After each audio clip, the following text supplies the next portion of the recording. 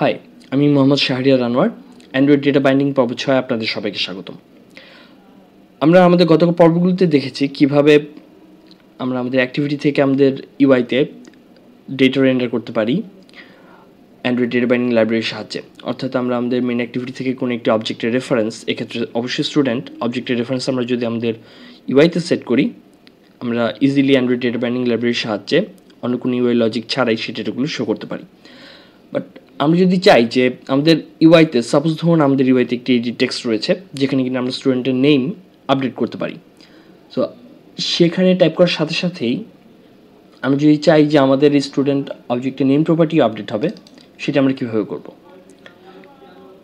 Actually এটি করার জন্য আমাদের অ্যান্ড্রয়েড ডেটা বাইন্ডিং লাইব্রেরিতে খুবই ভালো ভালো কিছু সাপোর্ট রয়েছে। তার আগে আমি বলতে চাই যে আমরা যদি অপরটিও চাই, অর্থাৎ আমরা যদি আমাদের স্টুডেন্টের নেম প্রপার্টিটা আপডেট করি, সেটির সাথে সাথে ইউআইতেও আপডেট হবে, সেক্ষেত্রে অ্যান্ড্রয়েড ডেটা বাইন্ডিং লাইব্রেরিতে সেই সাপোর্টটি রয়েছে। অর্থাৎ ইউআইকে যে কোনো চেঞ্জ নোটিফাই করার জন্য আমরা অ্যান্ড্রয়েড ডেটা বাইন্ডিং লাইব্রেরির 3টি অবজেক্ট ইউজ করতে পারি: অবজারভেবল ফিল্ড, অবজারভেবল অবজেক্ট এবং অবজারভেবল কালেকশন।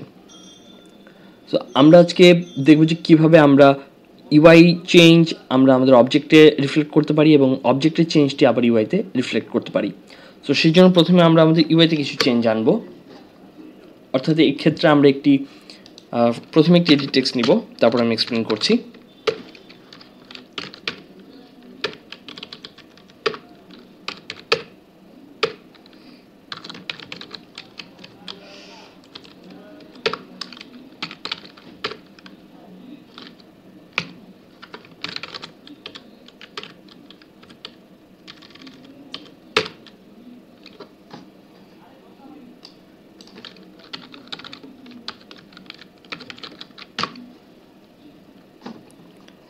সো আমরা যেটি চাচ্ছি এই এডিট টেক্সটে স্টুডেন্টের সেম নেমটি শো করতে।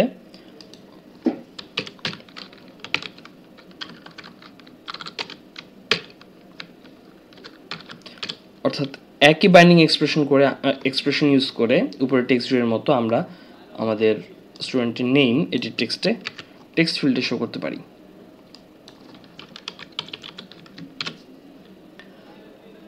সো আমরা এখন যেটি চাচ্ছি, এডিট টেক্সটে যখন আমরা টেক্সট এডিট করব, অর্থাৎ স্টুডেন্টের নেম এডিট করব, সাথে সাথে আমাদের উপরে টেক্সট ভিউতেও নেমটি চেঞ্জ হয়ে যাবে।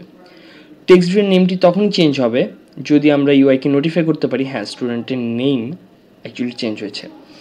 সো আমরা এখানে এডিট টেক্সটের আইডিটি যে কারণে দিচ্ছি যাতে আমরা বাইন্ডিং অবজেক্ট দিয়ে এই এডিট টেক্সটটিকে আমাদের মেন অ্যাক্টিভিটিতে রেফারেন্স করতে পারি এবং সেখানে একটি টেক্সট চেঞ্জের জন্য টেক্সট ওয়াচার সেট করতে পারি।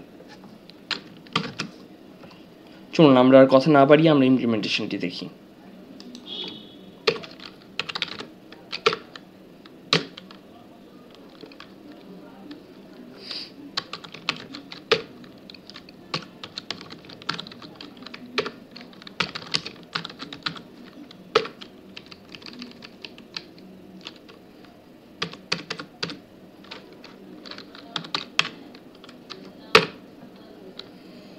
সো বেসিক্যালি আমরা আমাদের যে কোনো টেক্সট চেঞ্জে আফটার টেক্সট চেঞ্জ মেথড থেকে ডেটা আপডেট করব। সো প্রথমে এখন যদি আমরা ডেটা আপডেট করিও সেটি আমাদের ইউআইতে কোনো রিফ্লেক্ট ফেলবে না। তার প্রুফ কি?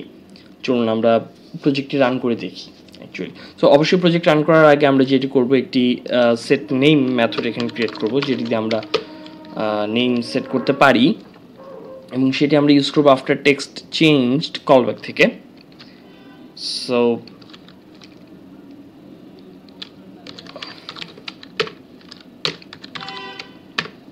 এবং যেহেতু সেট নেম একটি স্ট্রিং প্যারামিটার নেয় এবং আমরা এখানে পাচ্ছি এডিটেবল, সো অবশ্যই আমাদের এডিটেবল অবজেক্টটিকে স্ট্রিংয়ে কনভার্ট করতে হবে। সো আমরা যদি এখন প্রজেক্টটি রান করি এরকম একটি আউটপুট দেখতে পাবো। সো আমরা এখানে দেখতে পাচ্ছি আমাদের এডিট টেক্সটে যথারীতি স্টুডেন্টের নেম দেখাচ্ছে, কিন্তু আমরা যদি এখানে কোনো ধরনের চেঞ্জ করি সেই চেঞ্জটি আমাদের টেক্সট ভিউতে কোনো রিফ্লেক্ট ফেলছে না। সো আমরা যদি এডিট টেক্সটে চেঞ্জের সাথে সাথে আমাদের স্টুডেন্টের নেমও চেঞ্জ করতে চাই, তাহলে আমাদের অবজারভেবল ফিল্ড ইউজ করতে হবে নেম প্রপার্টিতে। সো চলুন দেখি কীভাবে সেটা করা যায়। সো প্রথমে আমরা আমাদের স্ট্রিং টাইপটিকে চেঞ্জ করে একটি অবজারভেবল ফিল্ডে কনভার্ট করব। এবং খেয়াল করে দেখুন অবজারভেবল ফিল্ড একটি জেনারিক টাইপ, সো এখানে আমরা যে কোনো টাইপই পাস করতে পারি।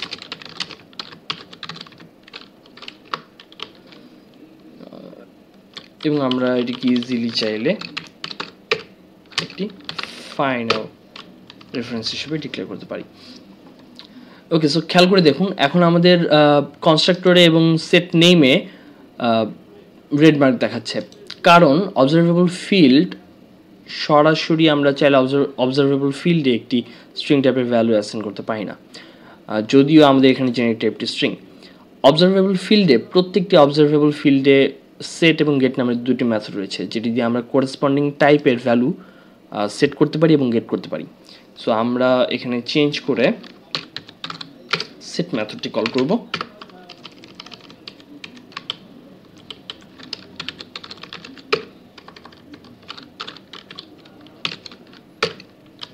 এবং আমরা যদি কখনো ভ্যালুটিকে রিট্রিভ করতে চাই তাহলে আমরা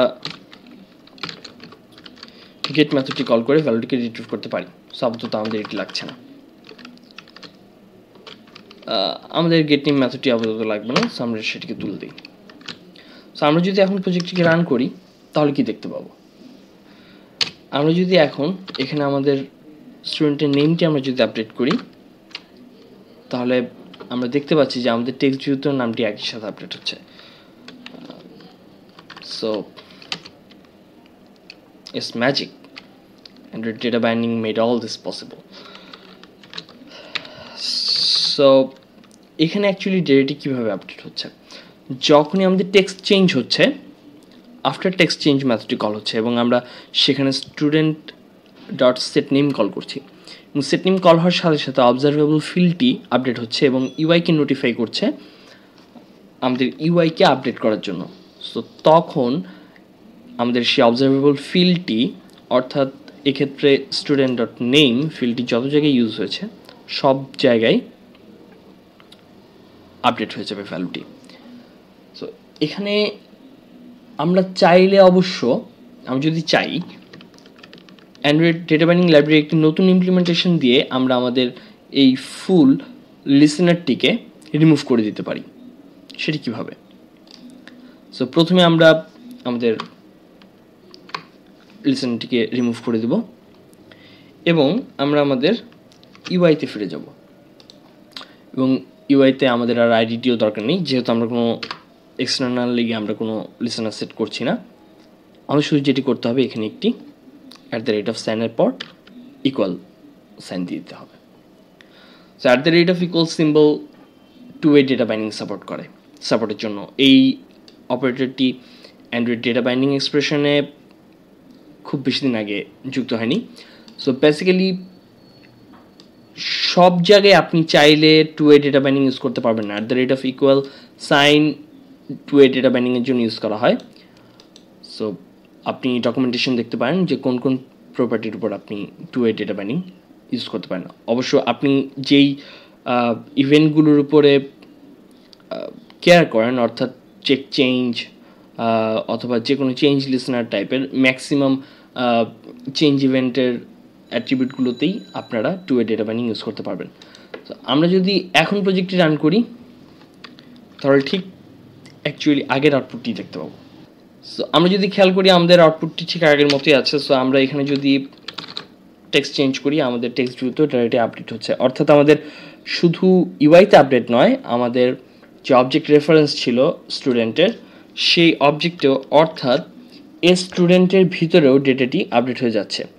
যাদের মনে কোশ্চেন আসছে যে আমরা যদি আবার একটু ইউআইটি দেখি, যাদের মনে কোশ্চেন আসছে যে কেন এখানে গ্রে কালার দেখাচ্ছে, কারণ আমার ফোনে কারেন্টলি ওয়াইফাই অফ। সো চলুন একটু দেখি ওয়াইফাই অন করে এটা রিকভার করতে পারি কিনা। So let's get out of the application, Android data binding explorer. Yep, that's my picture. So আজকে আমরা দেখলাম যে কিভাবে অবজারভেবল ফিল্ড ইউজ করে আমরা two way data binding support করতে পারি। যদি অবজারভেবল ফিল্ড খুবই ইজি একটা ওয়ে এবং অবশ্যই কমপ্লেক্স কাজের জন্য নয়, কমপ্লেক্স কাজের জন্য আমাদের অবজারভেবল অবজেক্ট ইউজ করতে হবে, যেটি নিয়ে আমি আমাদের পরের পর্বে কথা বলবো। সে পর্যন্ত ভালো থাকুন, সুস্থ থাকুন এবং অবশ্যই সাবস্ক্রাইব করতে ভুলবেন না যদি এরকম টিউটোরিয়াল আরও দেখতে চান, এবং অবশ্যই আপনাদের ফিডব্যাক কমেন্টে জানান। ধন্যবাদ।